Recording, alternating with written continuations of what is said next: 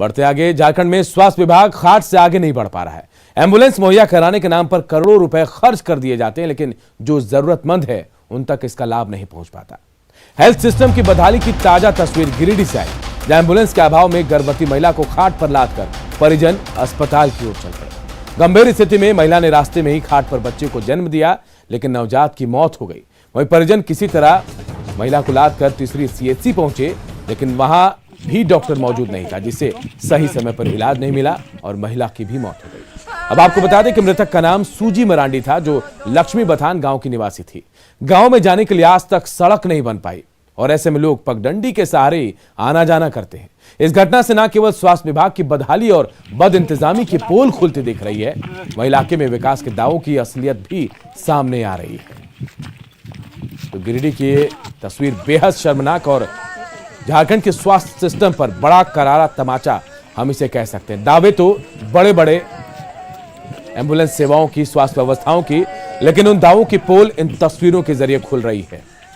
कैसे व्यवस्थाएं नहीं मिलती है, स्वास्थ्य सुविधा नहीं मिलती है और कैसे जच्चा बच्चा की जान चली जाती है।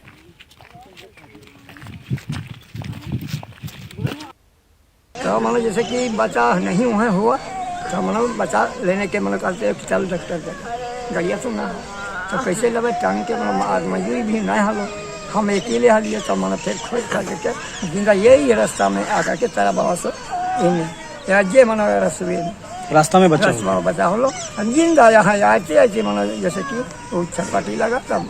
महिला डेट कहाँ अस्पताल में की क्या?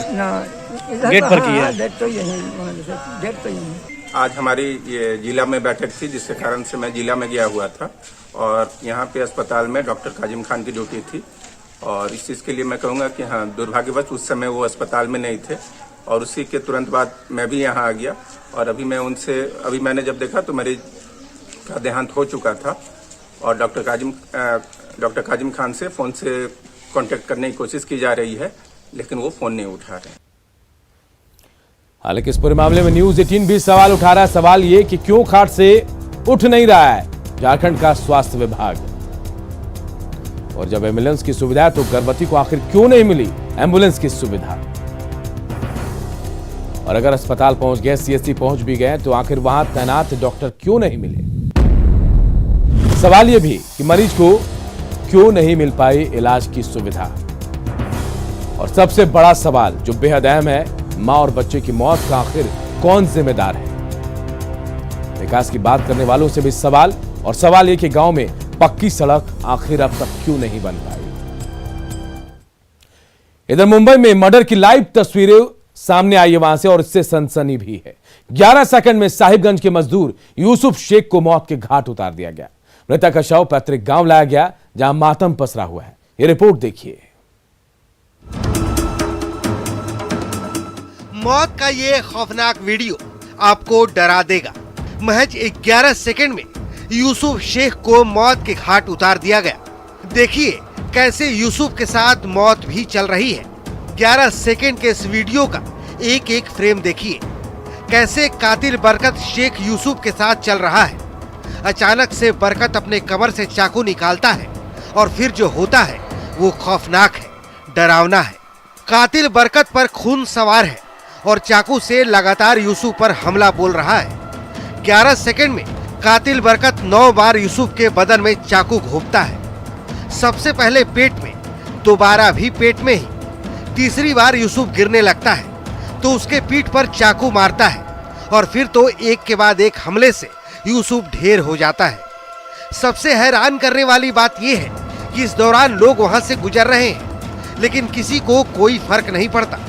वारदात मुंबई की है, जो सीसीटीवी में कैद हो चुकी है। मृतक साहिबगंज के राधानगर थाना के अमानत दियारा इलाके का है। आरोपी भी अमानत दियारा का ही है। पुलिस ने आरोपी बरकत को गिरफ्तार कर लिया है। न्यूज 18 के लिए साहिबगंज से निशांत कुमार की रिपोर्ट। रांची के गोंदा में दंपत्ति की हत्या मामले में पुलिस के हाथ अब तक खाली है।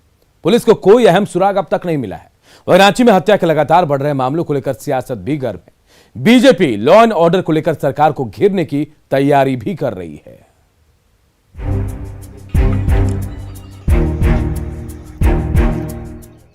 रांची के गोंदा में दंपति की हत्या मामले में पुलिस के हाथ अभी तक खाली हैं। जमीन विवाद के साथ डाइन बिसाही के एंगल से भी पुलिस की जांच जारी है, लेकिन अब तक कोई अहम सुराग हाथ नहीं लगे हैं। वहीं पुलिस ने जल्द इस मामले को सुलझाने का दावा किया है। सारी चीज़ों को देखने के बाद ये संभावना प्रबल है कि बाहर से आके किसी के द्वारा इस घटना को अंजाम दिया गया है रात के समय में। इस विवाद से संबंधित चीज़ों की संभावनाएं प्रबल हैं। उस चीज़ को लेके हम लोग सारी जो जानकारी है, जो संबंधित व्यक्ति हैं, उनसे पूछताछ की जा रही है। कुछ तथ्य सामने भी आ रहे हैं, उसको वेरीफाई करने की आवश्यकता है और उसको उसका कारण तक पहुंचने के ये में हम लोग प्रोग्रेस में हैं और उम्मीद करते हैं कि जल्दी से जल्दी इसके पीछे जो कारण है, जिस कारण के कारण हत्या हुई होगी, उस कारण तक हम लोग शायद जल्दी ही पहुंच पाएंगे। इधर दंपति की हत्या को लेकर सियासत भी गर्म है। पीड़ित परिवार से बीजेपी के एक प्रतिनिधि मंडल ने मुलाकात कर ढांढस बंधाया। वहीं लॉ एंड ऑर्डर को लेकर सरकार पर भी जमकर निशाना साधा और सड़क से सदन तक सरकार को घेरने की चेतावनी भी दे डाली। प्रशासन से अब बिना विलंब किए उसको तहकीकात करना चाहिए। जो भी अपराधी हो, जिन्होंने इतना निर्ममता से हत्या की, तो उसकी पकड़ हो और उनकी सजा मिलनी चाहिए। लगता है राज्य सरकार भी अपराधियों के सामने नतमस्तक हो चुके और इसलिए आप लोग बेखौफ होकर के अपराध कर रहे हैं। और हम कह सकते हैं कि जिस प्रकार से लगातार अपराधियों के द्वारा मस्तक उठा करके अपराध करने की घटना झारखंड में हो रही है और सरकार नतमस्तक है अपराध और अपराधियों के सामने। हाल के दिनों में राजधानी रांची में हत्या की कई वारदातों से लोगों में तो गुस्सा है ही, वहीं सरकार की मुश्किलें भी बढ़ गई है। ऐसे में जरूरी है कि सरकार लॉ एंड ऑर्डर को कंट्रोल करे। न्यूज़ 18 के लिए रांची से ओम प्रकाश के साथ निरंजन की रिपोर्ट। इधर गुमला के कामडारा में एक ही परिवार के 5